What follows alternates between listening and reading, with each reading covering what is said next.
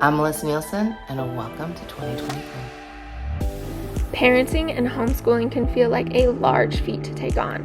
Melisa Nielsen is here sharing her 26 years experience to help us. Melisa will inspire you with foundations for early childhood, Waldorf curriculum by the grade, middle school and high school resources, planning for peace, form drawing, beeswax modeling, wet-on-wet painting, inner work, temperaments, music, handwork, festivals, eurythmy, circle time, creating a co-op, homeschooling multiple children, conscious parenting, special needs, peaceful bedtime, and much more. We're going to be doing our podcast in a two-piece format. So the first piece will be here on YouTube or on the podcast platform where you can listen to it for free. And the second piece, which is a deeper piece, a little more like going behind the scenes with Melisa a little bit. How do I actually apply these things in my life? And sometimes some juicier content. That is going to be available on our Patreon. Okay, welcome everybody to our podcast today. I am super excited. This is actually two parts that I have this lovely friend of mine with me. We're going to do early childhood and kindergarten, and then in a later podcast, we're going to do class 1. So I really am excited to introduce you to my good friend, Tiffany. She and I have known each other for a long time. Tiffany was a member of our Thinking, Feeling, Willing program way back when we had our Lifetime program. And then, you've done so many things. So I'm actually going to let you talk about what you've done, where you've been, and sort of where you are now. But I also want to say she is over season 7. She is our early childhood, mistress. She's the lady of ceremonies over at early childhood. She also early childhood, kinder, and our class 1. So I want you to talk about where all have you been, my friend? Well, thanks, Melisa, for having me today. I'm super excited to be here. And my journey is an interesting one, as most people's are, right, with Waldorf education. And yes, I was part of the Thinking, Feeling, Willing program about 12 years ago now. And it's just crazy to see, from that period of time to now, where this journey has brought me. I had my first son, and shortly after having him, as we get those weekly emails as their child's developing in our, Right. in our room, we get what's growing, what's, developing, and they continue after they're born. And I got this one, he was a couple months old, and it was all about education. I was like, that's not even on my radar, right? And, Waldorf education was one of the options that was presented in this slideshow email. And I was like, that looks interesting. And at the time, I'm working 40, 50 hours a week as a financial planner, and I have a baby, and I'm trying to figure out life and parenting and all of the things. And so I, read further into the email, and I was like, I need to know more about Waldorf. And here I am. So that's so amazing. That's so amazing. So that was your oldest is 12, right? So that's 12 years ago. He's almost 12. So it's we're coming up on that 12-year mark, which is amazing. And it's a big mark. We're doing that in our house too.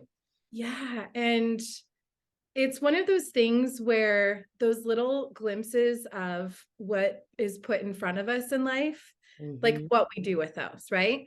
So now here I am, almost 12 years later, and I've gone through this journey of becoming a Waldorf teacher from that financial planner, right? And so I reevaluated everything once I discovered Waldorf, and you were a very first introduction to that. And I'm so thankful glad I was there for that, because I think too about our relationship over 12 years.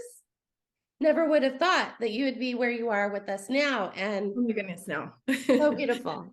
Yes. So, anyway, here we are in the journey, and I'm developing it, and I do parent-child classes, and here's a full circle moment. So the first parent-child class that I did with my son, 4 years after that, I came back to work for the school, and it's a private Waldorf school in Arizona, and I developed a program for parent-child that was a huge success there. And I worked in Waldorf kindergartens, I've taken my Lifeways fundamental training, which is an early childhood certificate. I worked at charter public Waldorf schools. I worked at private Waldorf schools. And now I'm a homeschooling mom, back again, full circle to what I thought it was in the beginning. And it's funny how life brings us back and brings us back. And then that led into the journey with Seasons of 7. And I just love it. It's so magical to see where life takes us. I think so too. And we were sort of laughing the other day. You were like, first I was just doing the early childhood, and then I was doing early childhood in Kinder 1, and then I was doing early childhood in Kinder 2, and then I was doing early childhood and the Kinders and Class 1. And it's such a beautiful space to have you in. It feels very right. Like what we didn't know when we started out Seasons of 7 that we can see now is it's just this beautiful space of you holding this early childhood space, not just for the children, actually more for the parents, right? And so that's really what I want to talk about today. Our podcast is 2 parts. So this first part, we're going to just sort of talk about this early childhood space. And then in our second part that is over on our Patreon, you can come and we'll have some deeper chats, some juicier chats, and about parenting and all of those places that we've been. So I think I want to start with this first question of like, what are the early years about? What do you, like in your words, having traversed them as a mother, as an educator, and as a student of Steiner, like what do you see for these early years? So I think my reason and my goal for early childhood and these early years is to help the parents, as you said, because the parent is the beginning of all of this. It's the foundation, right? It's not the aesthetic wooden toys and the silk and the pink classroom. The cute stuff, right? The fluff. It's not that, right? It's the foundation. And what is the foundation? So to me, the foundation, these early years, this 0 to 7 space, is kind of threefold. It's the rhythm, repetition, and reverence that we've heard all along with Waldorf education. So like, what does that mean? Well, our rhythm is the cornerstone of everything. And I know we'll talk about that, but it's everything. And working with parents to establish that rhythm, live in that rhythm, because it's always going to change and breathe. And that brings the goal of the 7 years that Steiner talks about is the goodness of the world, right? The world is good. And it starts with rhythm. It starts with repetition. How many times do our young children want us to read the same thing or sing the same song? That's because they live in that world of repetition and they get used to the ebbs and flows of our days, when to rest, when to eat, when we're going to have a family holiday, when we're going to have a rest day or a dad day or whatever it is. It's that that living rhythm and then the repetition. So they get comfortable. Then they don't have to worry about. They want to know that's that comfortable place. Even as they're growing, like I even said this morning to my husband, Fridays is usually his day with them. And I could hear my daughter going, "What are we doing today?" And I was like, "You better go out there," because she needs to know in her mind, even though she's almost 12, she needs to know, because that rhythm and repetition makes them feel safe.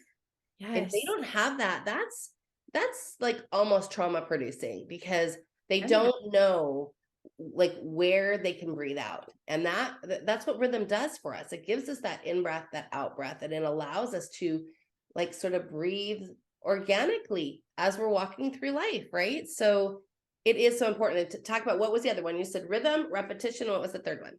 And so reverence. So that's like what we do in early childhood with the children, right? So much of what we teach them is through imitation. And that's a whole nother topic, but they learn through us. And so if we're bringing reverence to a mealtime or an activity, or if we're bringing reverence to a simple stone that they give us when they're standing outside and they're like, "Look, here's a gift for you." That is learned. That's a learned thing where so many things are already innate, but reverence really has to be learned and it has to be brought to them. So through, verses and a little simple song or a hand play before a meal, we're bringing that magic and that reverence. And that helps them to feel that love of family, the community, and the world, right? Like that's the world is good. It is. And it's interesting because, I think that we often forget they're watching us constantly. There, and I saw some reel the other day on Instagram, and it was like this mom who was like, I have a stalker. And then it showed her 3-year-old. I was laughing because it is like that. They're watching you constantly. They're doing the things that you do. They want to, they are in awe of you. I mean, for a couple of reasons. One, like they're so etherically tied, they're really still part of you when they're in that younger space. But also that that's how they're learning. That's how we learned. We didn't learn to ride a bike just by seeing a bike for the first time and getting on and doing it. We had to see somebody do it.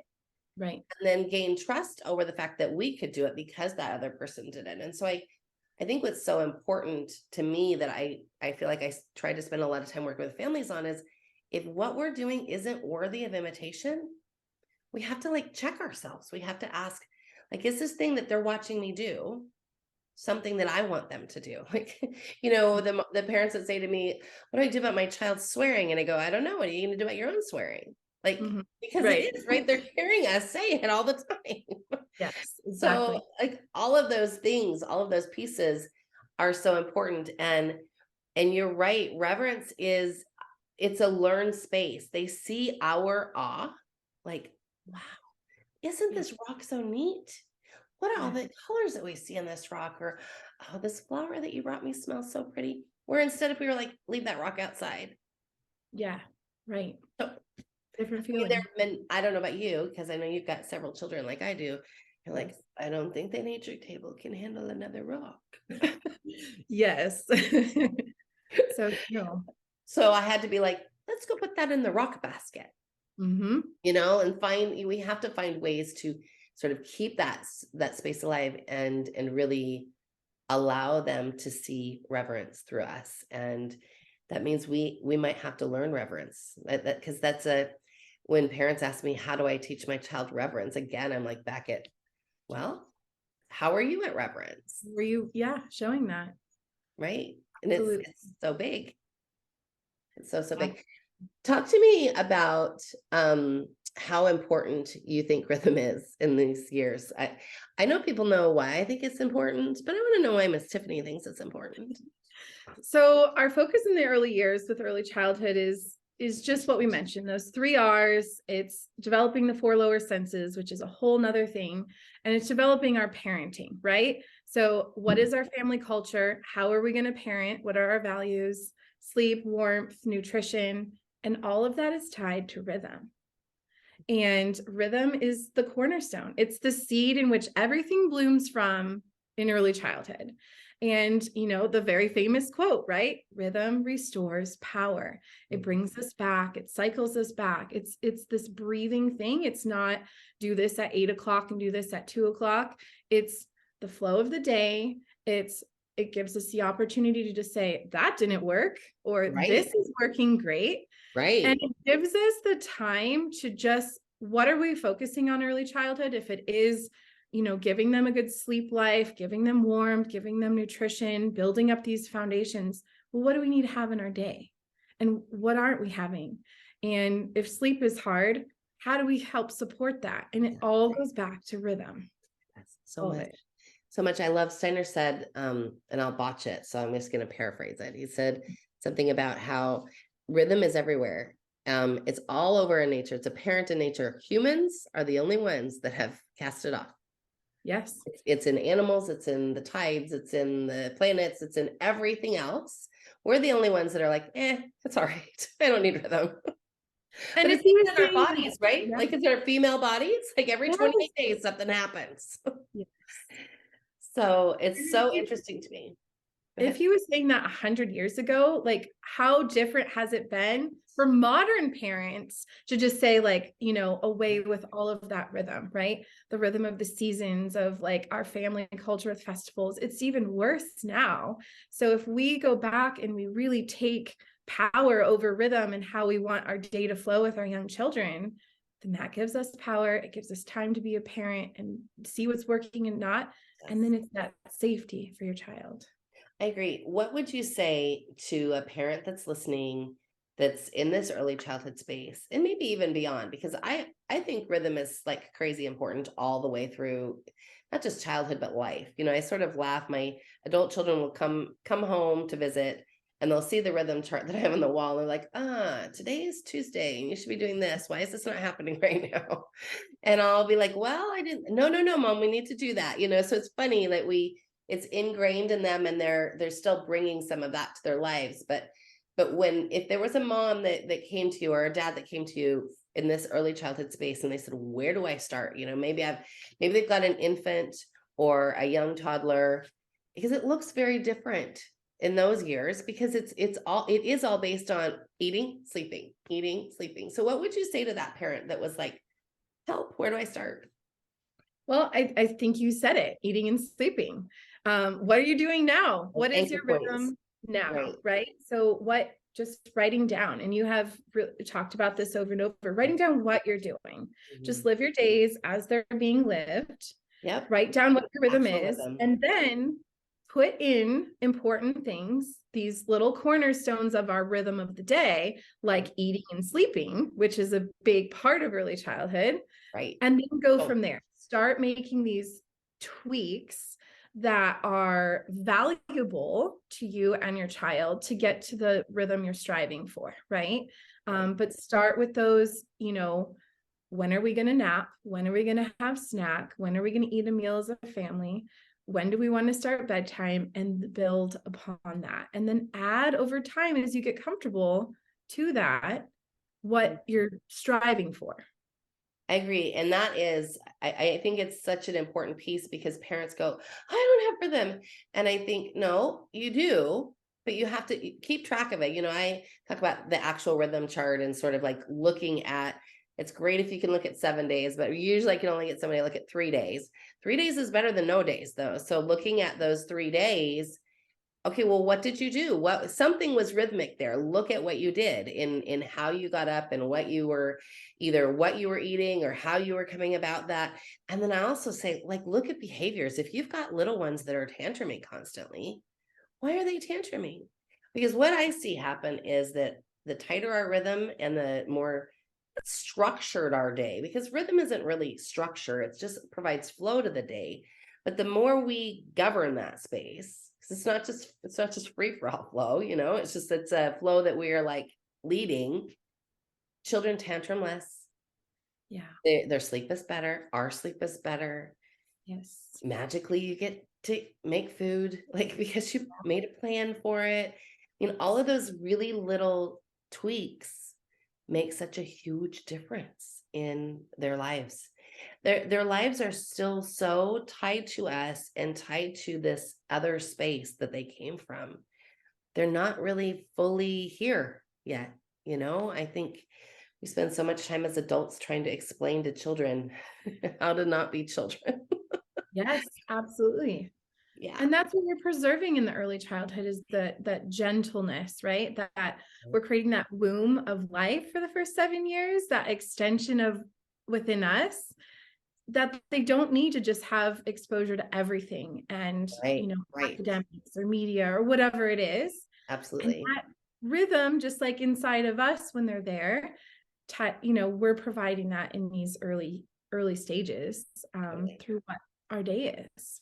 No, totally agree. You touched on something there, and I want to talk about that thing that you touched on before we close up this segment. But you touched on appropriateness. So what stories would you say would be appropriate for this age, and why would you say that? Okay, so I have 3 answers for this. I know 7 years is a big gap. So yeah, you got a 0 to 3 answer probably, and a 4 to 6 answer. Go ahead. Well, it really comes down to, us first and foremost, what we should be giving our children for stories is storytelling from us. Right, from our mouths. That's so challenging for parents to be like, wait, what? What I need to tell a story orally to my child and not just read a book? Yes, we do. And it's that inner work, it's all of that. But just telling the child about their day as a different character, like a little mouse, he went to the grocery market. That's the beginning, right? It's so totally the beginning. Yes, stories from the parent about their life, their childhood. I have a cat and a dog that I grew up with that become like the cornerstone of our storytelling when I was like trying to figure it out, right? And what did Lilac and Koshi do growing up? And that was it. And then the second is appropriate fairy tales and nature tales, tying back to that rhythm of the year. Right. Nature is so important.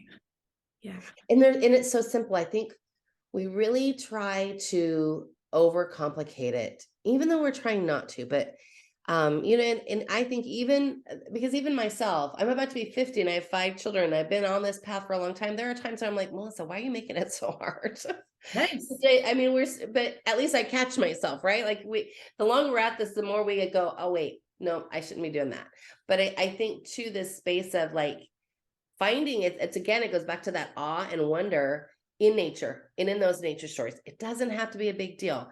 I know often parents will say, I don't want my 5-year-old to think that fairies are real. And I go, why not? I think that fairies are real and I'm almost 50. And just because we don't know doesn't mean we have to say, no, there's not. So I think that we're not going to raise children that are bonkers. We are raising children that are excited about the world. Yes.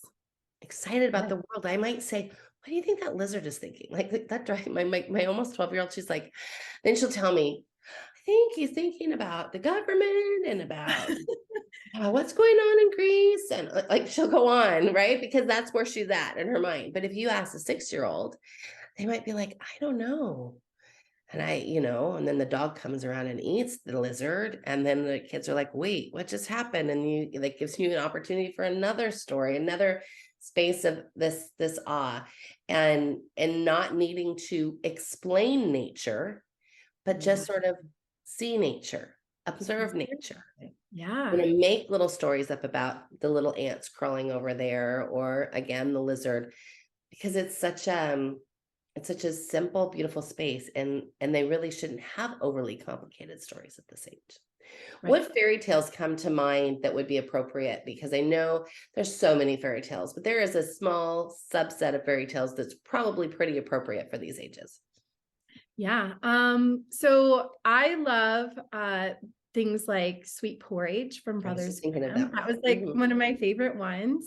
Right. There's some wonderful resources. Parents are always like, well, what do I do? Waldorf Publications came out with Tell Me a Story and Tell Me a Story Again. And then the Waldorf Early Childhood Association came out with Truer Than True, which is fairy tales from around the world. So those are like my go-to ones. Those are the ones that I love to bring. It's just beauty to the children. It's that goodness. We'll make sure we have those titles in the resources too. So Yeah. I'm making myself a note, Tiffany resources. Because I think that is, I think that's so important. I think that often parents are like, well, I don't know. I don't want to tell Hansel and Gretel to a 3-year-old. Nope, you don't. No. But that's like a one for a 7-year-old, but it's not, we have to sort of have some discernment on the stories and sort of where our child is at that time. And they really need like simple stories. That's why Sweet Porridge is such a good one, because it is such a very simple, it's not super deep, it's not crazy long. Yeah. Simple, It's simple. rhythmical. It brings it back and back, and there's not these obstacles and things that are going to meet an older child with the more simple and sweet stories that we want our younger early childhood students to experience, because there's a time and place for those, right? There's a time and place for those. No, I agree. I think that those pieces are so important. And I think your parent listening, if you could take anything away from this, I would just say rhythm and pay attention to what they're consuming. They don't need all the laws of thermodynamics when they're 4. Just keep it like, oh, isn't the sunset pretty? Yeah. All of those spaces, because they are in that real, like in that space of wonder, and let them follow you around. They are going to seem like little stalkers, but that's what they're supposed to do. That's their work. That's their work. That's their work. And okay. I think we're going to close up this piece and we're going to, but before we do, I want to say, one thing that's lovely about the work that you're doing with Seasons of Seven is that you take parents through this early childhood journey. So talk a little bit about that and sort of what you're doing with our parents over there, and how you're helping them to sort of structure their rhythm in their lives. Go ahead. So, as I said, early childhood really starts with the parents, right? And so a lot of my work at Seasons of Seven is actually with the parents and not with the child. And so we just talked about how simple early childhood can be, but then how complicated it is with setting the foundation with how do we build a rhythm? How do we understand our parenting values? How do we bring these beautiful stories, all of what we just talked about. So my work with Seasons of Seven is to help you make that easier, right?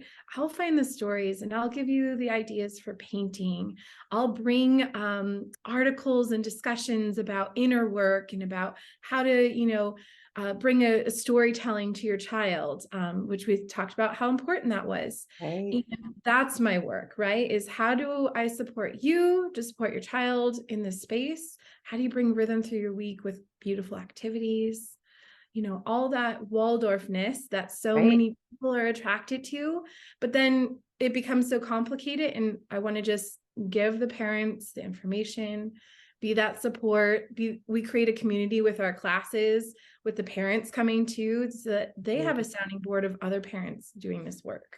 No, it's really beautiful. It is just like a parent taught class in a Waldorf school. It's about the parent, and the child is coming on along with you. It's not called child and parent. It's called parent and child, parent and taught. So you're bringing the child along with you in that space, and that really is a beautiful space. And I know our families love you, and we get so many like accolades about Tiffany. Oh, how much they love you, because you're magical. To watch one of your puppet plays you're, even as an adult, I'm like, just watch, and just because it is such a beautiful space. It really transforms you into that place. And I think it's so beautiful that you are working with parents to bring that to their homes. So I love that so much. So now we're going to sort of take 2 seconds here, breathe. And now we're going to talk to our Patreon people. Find our Patreon at Ariel's Light. So Ariel's Light, if you haven't heard already, is the ministry that we started this year. Interfaith, so we welcome people of all faiths to come and experience and converse and really get to know this conscious parenting space. I see it as a space for people that might be deeply into their religion, like being able to go deeper in what that parent-child relationship means.